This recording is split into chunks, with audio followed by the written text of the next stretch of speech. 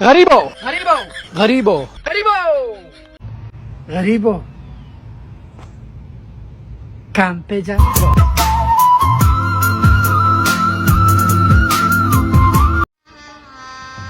गजब बेइज्जती है। अस्सलाम वालेकुम ख़वातीन व हज़रात, ladies and gentleman, you are watching नवानियात TV. और अगर तुम लोग नए हो तो सब्सक्राइब करो, वो जो लाल वाला बटन है उस पर फूट फेंक के मारो या फिर मोमबत्ती, मुझे नहीं पता, बस क्लिक हो जाना चाहिए। उम्मीद करता हूँ आप खैरियत से होंगे और आपकी खैरियत नेक मतलूब चाहते हुए अर्ज करना चाह रहा हूँ कि एक नई वीडियो नई टॉपिक के साथ एक दफ़ा फिर आपकी खिदमत में हाजिर हो चुका हूँ। वीडियो के अंदर थोड़ा सा गैप आया, लेकिन चले खैर, थोड़ा सा बर्दाश्त कर लें। काम और भी बहुत ज़्यादा होते हैं जिसकी वजह से वीडियोज़ नहीं बन पाती हैं, लेकिन चले खैर, आपने भी कौन सा इंतज़ार किया होगा। चलिए, आज जिस मुद्दे पे मैं बात करने जा रहा हूँ, मुद्दा यह है कि रिसेंटली अभी मैंने एक वीडियो देखी और वीडियो के अंदर हमारे जो मोहतरम जनाब जुनैद अकरम भाई हैं, उन्होंने इंटरव्यू किया एक लड़के का, और वो लड़का है शायद अनवर, जो कि पाकिस्तानी है, सवात के अंदर रहता था। अब वो होते होते अमेरिका के शहर ग्रेट फॉल के अंदर एक बड़े ही शानदार महल के अंदर वो रह रहा है। बड़ी बड़ी शानदार गाड़ियां भी जो है वो दिखाई, जो कि हम पाकिस्तानियों की बहुत बड़ी कमजोरी है। उनकी जर्नी भी हमें पता चल गई कि भाई जर्नी क्या है। पाकिस्तान में सवात में रहते हुए वो फिर पहले यहाँ से 9th क्लास से वो ड्रॉप आउट हुए, यहाँ से भागे, वो कराची आए, कराची से होते हुए वो सऊदीया गए, सऊदीया से होते हुए वो मलाइशिया से होते हुए फिर दुबई आए, दुबई से होते हुए फिर वो ऑनलाइन बिजनेस स्टार्ट किया, और साथ साथ वो आज इस तकरीबन 10-11 साल की जर्नी में वो अमेरिका के शहर ग्रेट फॉल के अंदर वो रिहाइश पजीर हैं। इस वक्त वो $90 मिलियन की वर्थ रखते हैं।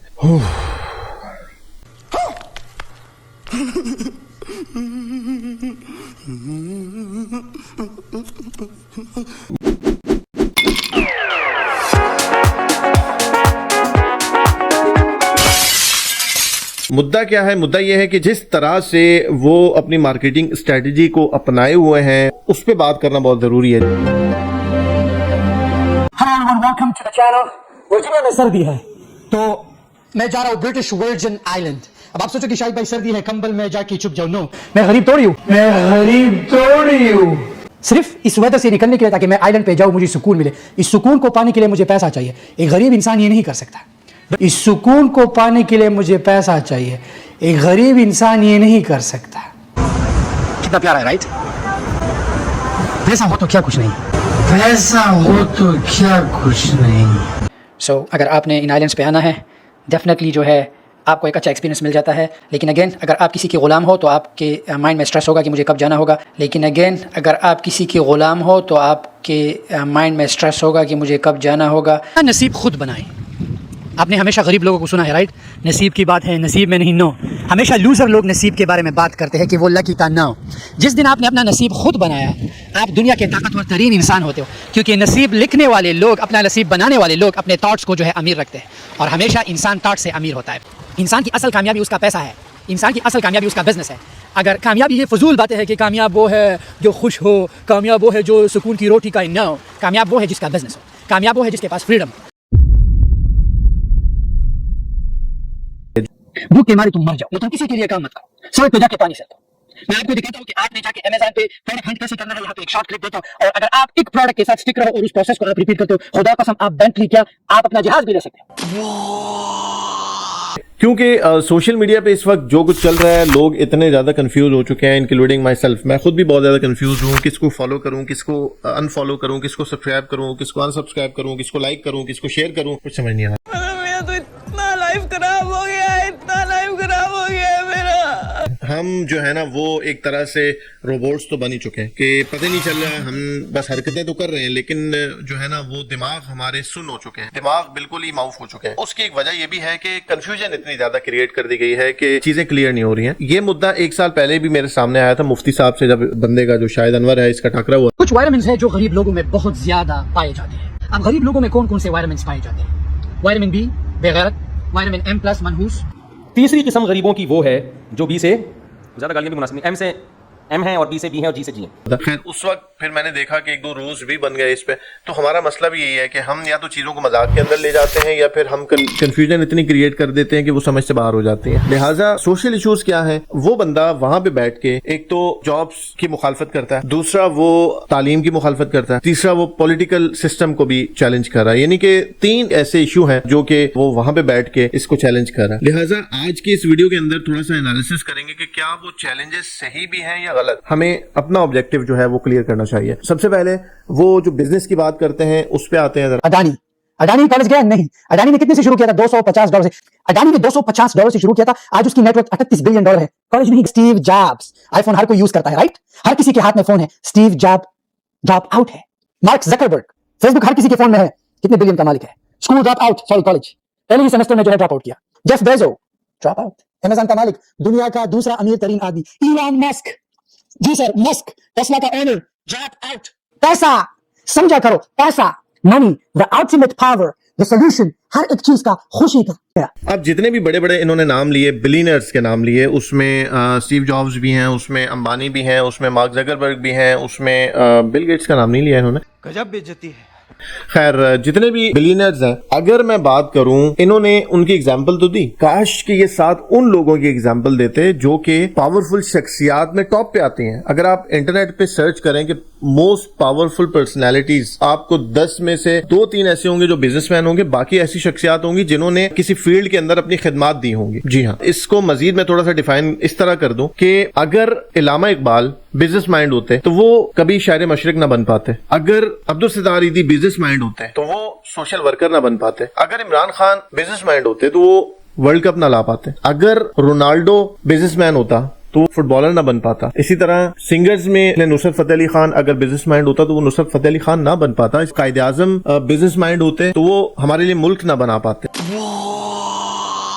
और भी बहुत सारी मिसालें ऐसी हैं जो कि हम दे सकते हैं। लिहाजा बिजनेस माइंड के लोग जो होते हैं वो पर्टिकुलर होते हैं, वो चंद लोग होते हैं जो कि वो उनकी प्रायोरिटीज होती हैं, वो तरजीहात होती हैं। अब समझने के लिए हम यहाँ पे एक बात और भी कर दें। दुनिया के अंदर there are 16 types of people, 16 किस्म के लोग इस दुनिया के अंदर एग्जिस्ट कर रहे हैं, और वो साइंस भी प्रूव कर चुकी है कि 16 फितरत के लोग इस दुनिया के अंदर रहते हैं। और 16 फितरत के लोग अलग अलग हैं। इंसान की आदतें चेंज हो जाती हैं लेकिन फितरत चेंज नहीं होती है।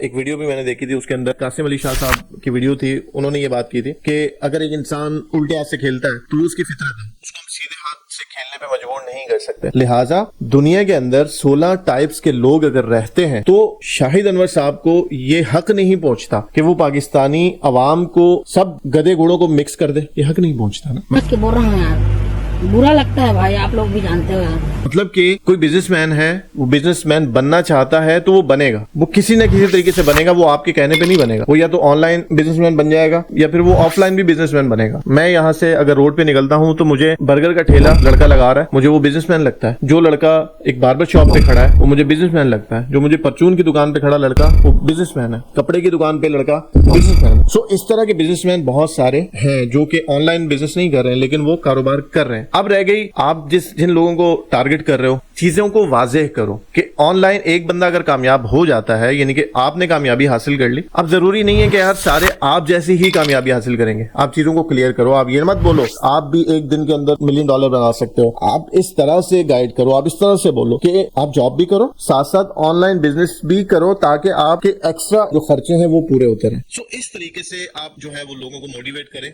तो वो ज्यादा बेहतर है। ए उठा ले रे देवा, उठा ले रे बाबा, मुझे अमीर को नहीं रे, ये 2 गरीबों को उठा। आप लोगों ने तो अपनी सारी जिंदगी स्कूल में जाके, स्कूल के बाद कॉलेज, कॉलेज के बाद यूनिवर्सिटी, फिर क्या घंटा क्रो साला हमें क्या देगा? क्या है क्रो से मेरे को क्या लेना देना? सर कुछ सही सिखाओ।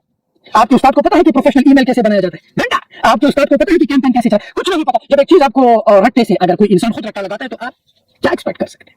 यार, अब तालीम की बात जहां तक वो कर रहे हैं, किसी हद तक मैं सहमत हूं कि हमारा जो एजुकेशन सिस्टम है इस पे तो बात होना बहुत जरूरी है। यानी हमारा एजुकेशन सिस्टम इस काबिल नहीं है कि हम बहुत ज्यादा उसकी तारीफ करें। की वजह यह है कि ठीक है, लेकिन वो जो बात कर रहे हैं कि भाई तालीम बिल्कुल नहीं होनी चाहिए, तालीम होनी चाहिए, बुनियादी तालीम बहुत जरूरी है, लेकिन इंफ्रास्ट्रक्चर जो हमारे एजुकेशन सिस्टम में है उसको बेहतर होने की जरूरत है। मेरे जहन में भी एक आइडिया आता है कि यार हमारे एजुकेशन सिस्टम को ऐसा होना चाहिए। मैं जर्मनी के एजुकेशन सिस्टम से बड़ा इंस्पायर हूँ, फिनलैंड के एजुकेशन सिस्टम से बड़ा इंस्पायर हूँ कि वहां पे 7 साल से कम बच्चे को स्कूल में नहीं लिया जाता और बच्चों को प्रैक्टिकल जो तालीम होती है वो ज्यादा दी जाती है। तो उस एजुकेशन सिस्टम, इसके साथ साथ जर्मनी का जो एक इंफ्रास्ट्रक्चर है एजुकेशन का, वो इस तरह का है कि 4वीं जमात तक बच्चों को पढ़ाया जाता है, उसके बाद फिर उनको कैटेगराइज कर दिया जाता है। यानी कि जो बच्चे सिंगर, स्पोर्ट्स या जिस फील्ड में जाना चाहते हैं उनको अलग कर दिया जाता है। जो बंदे टेक्निकल चीजों में माहिर होते हैं उनको उस फील्ड में रखा जाता है और जो किताबी पढ़ाई में ज्यादा दिलचस्पी रखते हैं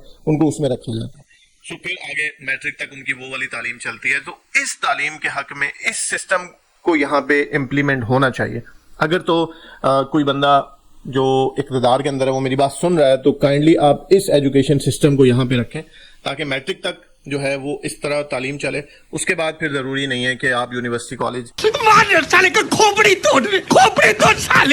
और पॉलिटिकल इशू क्या है, जैसे If you were to rule Pakistan, which I know you won't, what will you change? मैं गधों का वज़ीर आज़म नहीं बनता। मैं गधों का वजीर आजम नहीं बनता। मुझे इंसानों का वज़ीर आज़म बनना है। Okay. जो गधे ये कहेंगे कि हमारा वज़ीर आज़म आके हमारे लिए मुल्क सेट करेगा, हाँ। तो गधे हुए, राइट?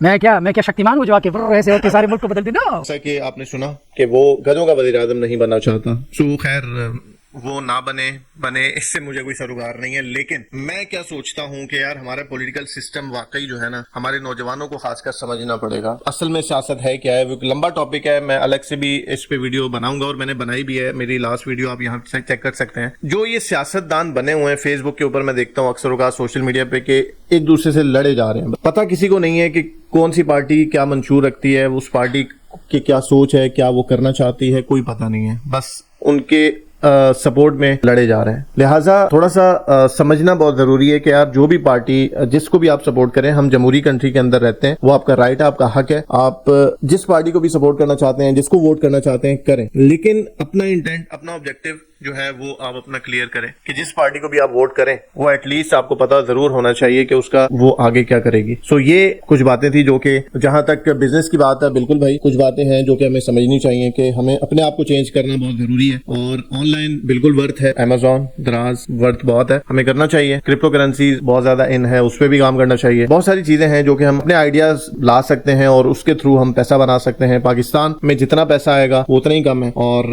जाते जाते शायद अनवर साहब को भी यही पैगाम देना चाहूंगा कि यार ठीक है, अल्लाह ताला आपको और भी अता करे। आपने बहुत मेहनत की, पैसा बनाया, लेकिन वो पैसा हमारे किसी काम का नहीं है। वो पैसा सारा आपने अमेरिका में रखा हुआ है या फिर आपने दुबई में रखा हुआ है, तो वो पाकिस्तान में नहीं आया। लिहाजा हम इस पे खुश नहीं हो सकते। तो दुआएं हैं आपके लिए कि आपको अल्लाह और अता करे। वीडियो पसंद आए तो लाइक जरूर कीजिएगा, शेयर करना चाहे तो शेयर करें, लेकिन सब्सक्राइब जरूर करें यार। अच्छा लगता है जब आप सब्सक्राइब करते हैं, बिकॉज सब्सक्राइबर बहुत कम है भाई। थोड़ा सा ख्याल कर लो। अल्लाह हाफिज, अपना ख्याल रखना।